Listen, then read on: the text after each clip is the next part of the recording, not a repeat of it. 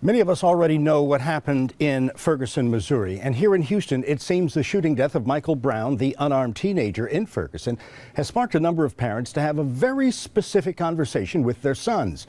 That being, how to stay safe when interacting with law enforcement officers. What I tell them is what my father told me, to be respectful, don't talk back. Don't make any sudden moves. I also think there is a rush to judgment when dealing with young people of color, that they're all a part of almost like a thug culture, or that they're disobedient or disrespectful, or that they're not being taught to be respectful of the police or to be trustful. And so I think the police oftentimes approach young men of color from a different set of circumstances.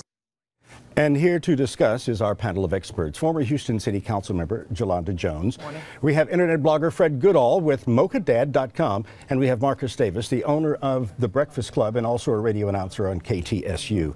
Good morning, and thank you all for being here. When you think in terms of raising an African-American male, how different do you think that is from a white male being raised? And I know you've never raised a white male, but how would you see this? Well, as a mom of a 22-year-old, 6'5" black man, I had to have a talk with him from birth of how to make it home safely when he was going to be profiled by the police. He hemmed and hawed. He thought I was making big ado out of nothing until the week before he went away to college. He got posted up. He got a gun drawn on him by an HPD police officer who believed he was breaking into my car that he had a key to. Now he understands. So it is a discussion that we as black parents have with our children because we want for them to come home alive when it happens. The question is not if, the question is when. So Ferguson didn't make me have that conversation with my child. It is the life that I live. What about you, Fred? You have a son you're trying to raise right now. I have two sons who are 10 and 7. And I think part of it is having to grow up with this shadow of suspicion. You go into a store, people follow you around, police officers pull you over for different types of offenses, and I have to have these conversations with my sons at this young age right now to let them know, people are going to look at you differently. People are going to profile you because of your skin and the way you look. Now, both of my sons are tender-hearted, they're caring, they love everybody they come in contact with, and I worry that I'm going to have to take away some of that innocence because of the things that they're going to have to deal with in this society.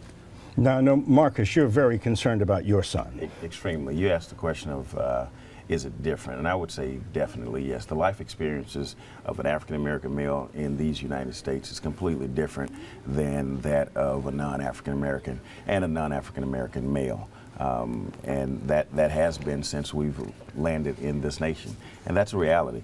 I had a conversation with, as I was sharing with the panel, I had a conversation with a colleague of mine at work one day about, and he's an older white male, and I was just explaining to him that his life experiences are completely different than mine. He's a business owner, I'm a business owner, but I've had encounters as a business owner where I've been detained, arrested falsely, and pulled over by the police, and I'm an upstanding member of the community.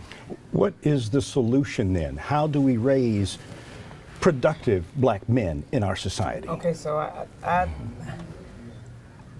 don't necessarily think that that's accurate, because the solution is for people to stop having preconceived notions about us, right?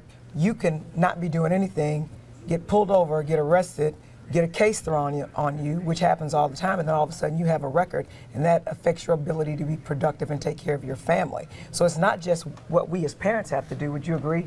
It's what society has to do. They actually have to treat us the same as they treat other people, and then people can be successful, because our discussions as very successful Houstonians who are educated, who own businesses, we worry that our children of very successful parents will die. And so that's just another discussion. And some people get angry. Would you agree? They get angry because they turn around and people are always thinking that they're doing bad things. You asked the question of the solution and what do we do to make a more productive society. I think the answer is we have to change the society. We can't talk about the crimes that happen on the Jericho Road without talking about the Jericho Road itself and the conditions that create that road and the crimes that are committed on that road. We are running out of time. We could discuss this for hours and hours, but we do appreciate you coming in and weighing in on this very, very touchy subject that sparks a lot of discussion here, but the incident took place hundreds of miles away. Thank you. Every day it's happening.